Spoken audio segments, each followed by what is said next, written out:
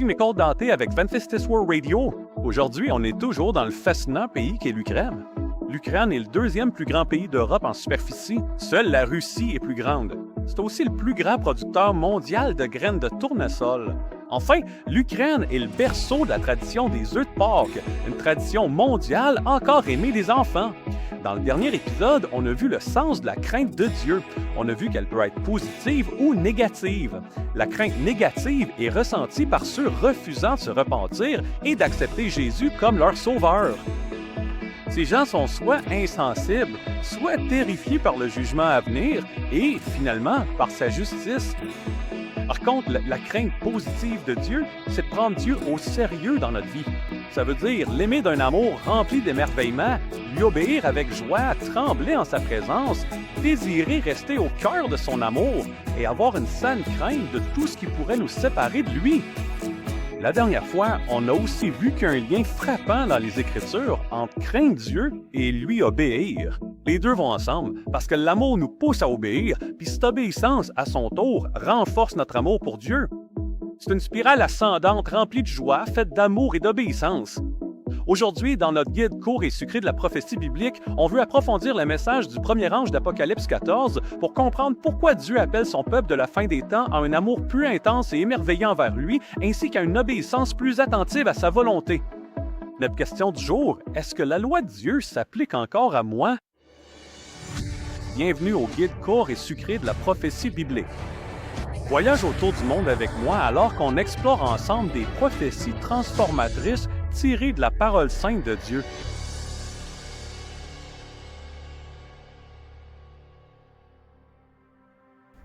La loi de Dieu et l'obéissance envers lui posent des défis. Beaucoup de chrétiens se demandent aussitôt, si je suis sauvé par la grâce et non par les œuvres, pourquoi mes actions comptent-elles?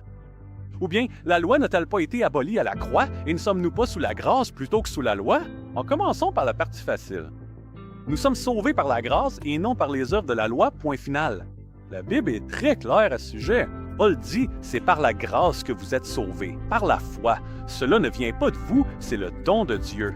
Ce n'est pas par les œuvres afin que personne ne se glorifie. Éphésiens 2, 8 et 9. Il n'y a rien qu'on puisse faire pour mériter ou obtenir le salut. Nous sommes sauvés parce que Jésus nous aime, nous offre le don gratuit du salut et que nous acceptons ce don par la foi et la repentance. C'est tout, point final. Mais être sauvé par la grâce signifie-t-il que la loi de Dieu est inutile ou même abolie? Pas selon Paul, il déclare « Alors par la foi, annulons-nous la loi? Certainement pas. Au contraire, nous confirmons la loi. » Romains 3, 31. La loi de Dieu n'a jamais eu pour but de nous faire gagner le salut. Dieu ne nous a pas donné ses commandements parce qu'il s'attendait à ce qu'on mérite d'être sauvés par nos œuvres. Le salut, depuis la chute d'Adam et Ève, a toujours été une question de grâce. Alors pourquoi Dieu nous a-t-il donné ses commandements? Paul répond aussi à cette question pour nous. Il dit « Car personne ne sera justifié devant lui par les œuvres de la loi, puisque c'est par la loi que vient la connaissance du péché. » Romains 3, 20. Autrement dit, la loi ne nous sauve pas, mais elle nous montre notre besoin d'un sauveur. L'amour de Dieu est la norme parfaite. Elle nous aide à distinguer le bien du mal. Elle nous enseigne ce qu'est le péché, car quiconque pratique le péché pratique aussi l'illégalité, et le péché, c'est l'illégalité. 1 Jean 3, 4.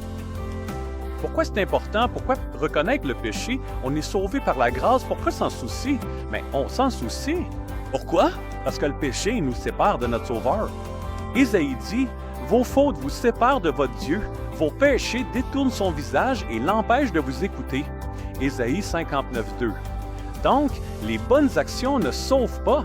Un péché non repenti peut faire perdre le salut car il sépare du Sauveur. Jésus a averti, « Ceux qui me disent « Seigneur, Seigneur » n'entreront pas tous au royaume des cieux, mais celui qui fait la volonté de mon Père. » Matthieu 7, 21. Le don incroyable du salut de Dieu ne nous sauve pas seulement du péché dans le futur, il nous sauve aussi du péché maintenant. Dieu sauve les pécheurs, non pas pour qu'ils continuent à P-E accent aigu, mais pour qu'ils remportent la victoire sur le péché. Car le péché n'aura pas de pouvoir sur vous, puisque vous n'êtes pas sous la loi, mais sous la grâce. Romains 6, 14. La bonne nouvelle du salut, c'est que le péché ne sera plus votre maître. La loi de Dieu est une loi de liberté, Jacques 2, 12. Le Seigneur ne nous a pas donné sa loi parce qu'il aime donner des ordres aux gens. Sa loi est pour nous. Tout ce qu'il nous demande de faire, c'est pour notre bien. Sa loi nous libère du péché en nous enseignant ce qu'est le péché, puis en nous conduisant vers notre Sauveur qui nous donne la victoire sur le péché pour maintenant et pour l'éternité. Que dire alors? Allons-nous persister dans le péché pour que la grâce abonde? Pas du tout. Nous qui sommes morts au péché, comment y vivre encore? Romains 6:2. La grâce de Dieu nous libère des conséquences du péché et de son pouvoir. Par la repentance et la foi, Dieu nous offre la vie éternelle. Mais doit-on continuer à commettre les mêmes péchés dont on s'est repenti? Absolument pas. Une illustration aidera à mieux comprendre. Imaginez qu'on roule à toute vitesse sur l'autoroute, dépassant largement la limite, quand soudain on entend une sirène et on voit des gyrophares. Tout de suite, le cœur nous débat et on se demande comment payer cette contravention alors que notre budget est déjà dépassé. Pendant qu'on attend que le policier vienne nous donner notre ticket, on réfléchit à notre situation. On connaît la loi et on sait très bien qu'on l'a enfreinte. On est coupable. On est sous la condamnation de la loi puis on mérite une contravention. Mais quand le policier arrive, il est de super bonne humeur, fait qu'il nous laisse partir avec un simple avertissement. Est-ce qu'on mérite ça? Absolument pas. Mais c'est ça, la définition de la grâce, une faveur non méritée. On pousse un soupir de soulagement et le policier repart en nous faisant un signe de la main. Mais maintenant qu'on a vécu la grâce, est-ce qu'on ignore la loi? Est-ce qu'on est maintenant libre de rouler aussi vite qu'on veut? C'est comme ça que la grâce fonctionne? Bien sûr que non! Au contraire, notre reconnaissance pour la grâce reçue nous donne envie d'être encore plus prudents à l'avenir.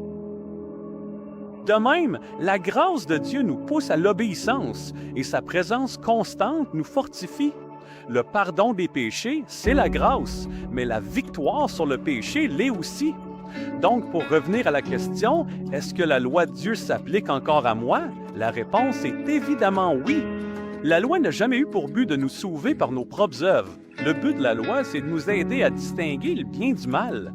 C'est la grande norme de Dieu pour la moralité puis le comportement pieux. Le péché, c'est l'absence de loi. Pécher, c'est désobéir à Dieu. Le péché me sépare de lui, ce qu'il faut éviter.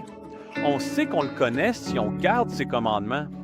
Quiconque dit « je le connais » sans garder ses commandements est menteur et la vérité n'est pas en lui. 1 Jean 2, versets 3 et 4. Dans le message du premier ange d'Apocalypse 14, Dieu nous appelle à revenir à une expérience avec lui remplie d'amour, d'obéissance et de grâce. Craindre Dieu, c'est le prendre au sérieux, l'aimer puis lui obéir, tout en étant émerveillé par son amour, sa sagesse puis son caractère. Cette relation empreinte de crainte envers Dieu est la seule façon pour toi et moi de persévérer à travers le champ de mine des tromperies et tentations diaboliques que Satan a préparé pour nous.